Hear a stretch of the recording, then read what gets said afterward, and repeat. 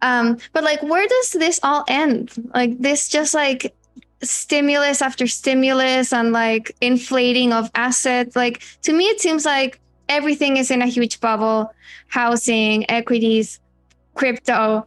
It's not a bubble if you look at it in the right terms. I stumbled across this. Gold is the great price anchor, right? Everyone's used gold as a relative asset pricing forever as a system of money. Real estate versus gold, it's about in line. So it's kind of at fair value. Equities versus gold, pretty much at fair value. So then it makes you think, why are we thinking everything's a bubble? And then I realized what was going on is that the central bank printing was devaluing the purchasing power of fiat currency, but against these rare fixed assets, and only against those, and not against wages and not against earnings. So think that through. Price of an equity goes up because equities are rare assets. Earnings don't go up. So I just saw today, Microsoft over the last 5 years or whatever the number is, has gone up. Their earnings have gone up 50%. Their price has gone up 400%. Wow. This is to do with the balance sheet and the devaluing of money. That's why people feel poorer, because wages aren't going up at the same rate. The balance sheet is inflating these assets so you can buy less of them. How does this continue? Well, firstly, we've done the right thing, which is build a parallel financial system with parallel assets that actually keep pace with this, right? Good. Because if we hadn't have done that, we're in bigger trouble. So that is our answer. Then how do you transition off this slowly? Well, it's slowly, and then all at once, the migration moves. So will eventually all of this debt be devalued down to nothing? Probably. Will we have to use a different currency system? Potentially. But I think it just continues, and more people become aware of it, and therefore more and more people opt out of it. And if we opt out of it create, I think it's a slow process. I thought it was, all of us in the macro world thought it was going to end with a bang. And this last recession proved to me it's not going to end with a bang. It's going to end with a whimper. It's going to we're all going to move over there, and then we're going to be immune to it. Amazing. Okay, so how this all plays out, what you're seeing is all of these asset prices seem to be in a bubble and inflating. And that seems to be that way because fiat money is eroding, like it's depreciating. Japan is showing the way. The central banks will own all of the government debt. They will not allow credit markets to function because they can't. They can't really allow equity markets to go down either. So it becomes this place where it's very difficult to get returns. Risk isn't priced correctly. So it pushes more and more people into this other world too. In the end of it, they either have to change course once they've bought all the government bonds, or they're going to have to understand that this is going to entirely collapse these currencies. If you play it through to its logical conclusion, and nobody will care because we'll have left it. And so us leaving it is what causes the final collapse of currencies.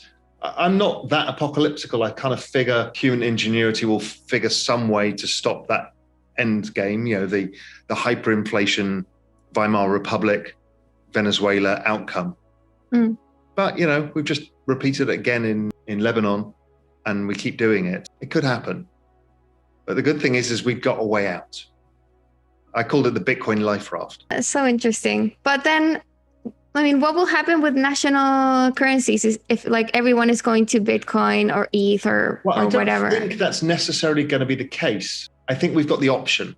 What I think most likely happens is somewhere down the road, the IMF or the World Bank or G20 create a global basket of currencies. And they basically use that as a world coin, central bank digital currencies at that point. And to remain as part of that, you won't be able to expand your money supply more than 2%. So then you've got a more stable currency that doesn't go up and down so much because everything's pegged to the dollar. So, you're a South African exporter, it's a nightmare for you.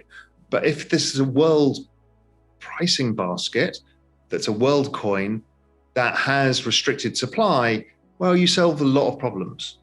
Now, you probably want to devalue as much as you can first and then do that. So I think it doesn't have to go to the end game. It can go to a different stopping point. Now, does that last forever? Probably not. No currency regime ever does.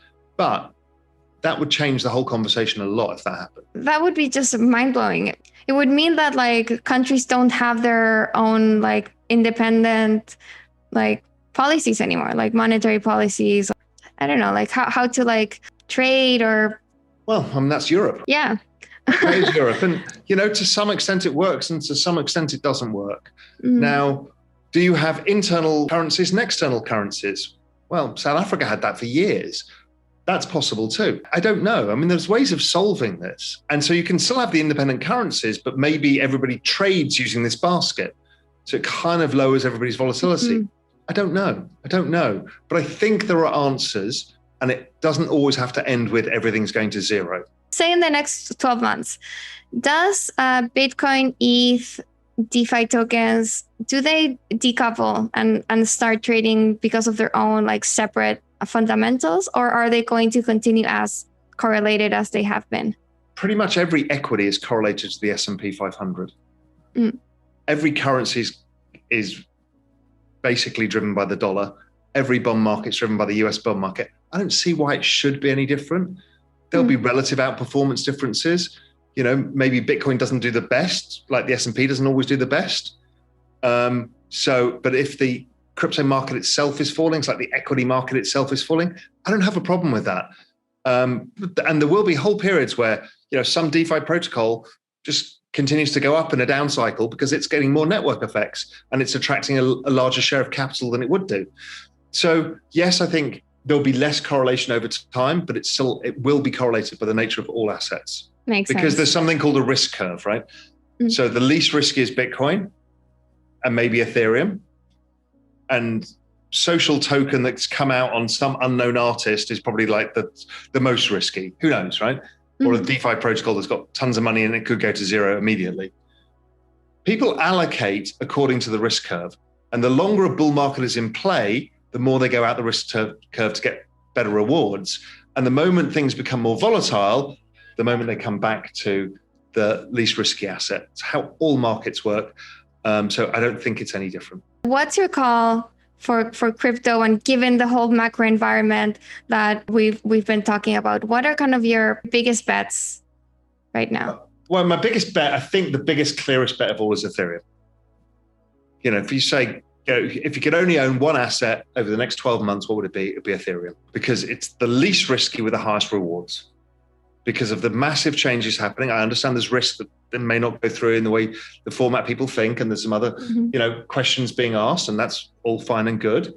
But I think probability is that you're going to end up with a reduced supply, massively increasing network usage, interconnectiveness of that network, and then you're going to go to proof of stake as well, which gets rid of the green argument. I think you're going to see institutional investment in the space. So I think ETH is the single bet that there is right now. Just trades like shit right now. So it needs to get some traction. But, it feels like we're in for the double pump, the 2013 repeat.